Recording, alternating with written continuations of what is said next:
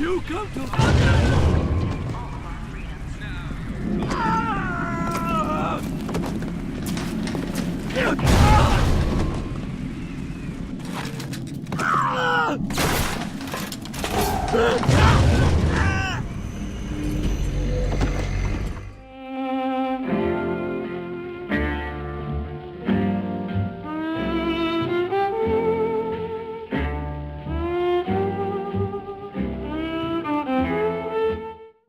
Welcome back to Rediscovering Rapture. I'm still your host, Logan Moore, and today's episode should be one of our more fun ones. Up until now in this series, we've talked about the characters, the story, and the setting within Bioshock.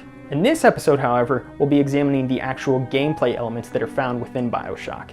Yes, that includes plasmids, shooting electricity out of your hand, lighting people on fire, and blowing people away with a shotgun. The fun parts of video games. To best understand Bioshock's gameplay, it's important to first remember the year that the game was released in.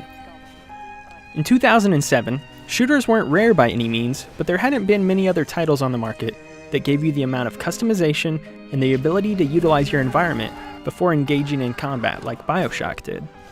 Bioshock is a first-person shooter, which means that you spend a vast majority of your time within the game, running through the corridors of Rapture and blasting enemies away with your standard array of pistols, machine guns, and shotguns. Where things start to get more interesting, however, comes with the advent of plasmids. Plasmids give you the option to shoot electricity, fire, ice, and a variety of other powers from your hand to harm enemies that you might encounter. Their use within the world of Rapture was originally meant to serve an everyday purpose, but as the city entered chaos, they instead became weaponized. Light up foes to 1,000 degrees. Warning, fire spreads. What's cool about plasmids is that while they have a variety of effects on the enemies that you use them upon, their uses can also be used in tandem with other plasmids or various weapons to create a variety of different effects. Mechanics and elements like this gave Bioshock more depth and made it stand out compared to the other shooters on the market. While there's a depth to how plasmids can be used within the game, there's also just a simple enjoyment with them. I challenge you to find another game that allows you to shoot bees out of your hand. Seriously, go for it. It's not just the weapons and plasmids that you have on hand, however, that affect combat. Bioshock's greatest strength, in my opinion, is how the environment allows you to game plan ahead of time and create spaces that allow you to entrap enemies. All throughout the city of Rapture, you'll run across various turrets, drones, and security cameras that initially are hostile.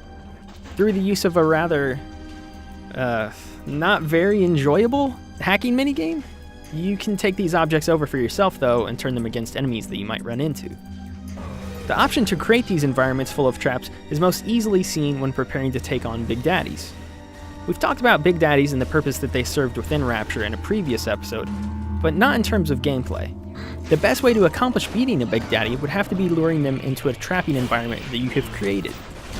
By hacking nearby security cameras or turrets, you can ensure that upon beginning combat with a Big Daddy, the hacked objects that are under your control will also begin attacking that boss. You don't have to create these trapping environments with hacked objects alone, however. There's a handful of weapons such as the mine launcher and plasmids like the cyclone blaster, the thing that we saw at the opening of this video. My personal favorite, however, is the trap bolts, which you can use with the crossbow weapon. Oftentimes when I play through Bioshock, I like to create a row of these tripwires to make the Big Daddy sprint through them all and fall dead at my feet. Is it diabolical? Kind of, but it's also really satisfying. The level of strategy and customization that Bioshock offers makes it more than just a first-person shooter, but instead a borderline RPG. These role-playing game mechanics are further emphasized by the number of modifiers that are offered to you throughout the game. For instance, there are a handful of upgrade stations for your guns that are scattered around Rapture. If you happen to find one, you can choose to improve your weapon by raising your damage output or possibly increasing your clip size. These improvements of your weapons add customization where other games might keep their weapons static. In addition to this, there's also a passive system within the game comprised of items called gene tonics. These tonics come in 3 categories, which are physical, combat, and engineering, with each category containing around 20 different tonics that you can potentially equip. Their boosts are often subtle and do simple things such as decreasing the amount of damage that you can take, but they affect your playstyle nonetheless.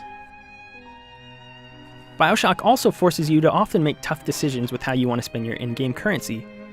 It's impossible to unlock everything within one go of Bioshock, so you instead are forced to pick and choose what it is you'd like to upgrade. Maybe you'd like to have all of the strongest versions of each plasmid ability, but as a result, you won't be able to further unlock more gene tonic slots and improve your passive traits. Instead, maybe you could boost your HP as high as it would go, but in the process you would have to forego upgrading a few plasmids within the game.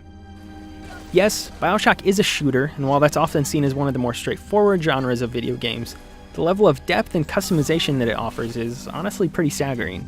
While Jack is a specific character that fills a specific role within the plot of Bioshock, how you use Jack when it comes to combat is left up to the player, and helps them further feel like they are a part of the experience.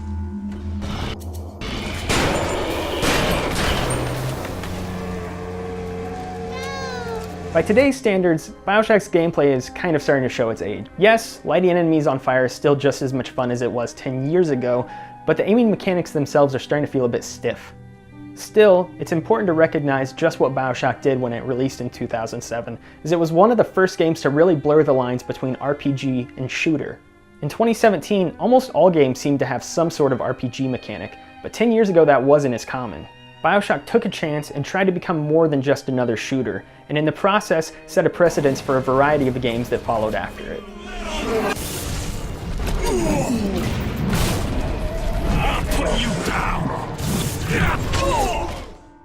That's it for episode number 3 of Rediscovering Rapture. I hope you'll join me next time as we're going to be taking a look at the sound design and music found within Bioshock to better understand how it lends to the game's world building. Until next time, see you around.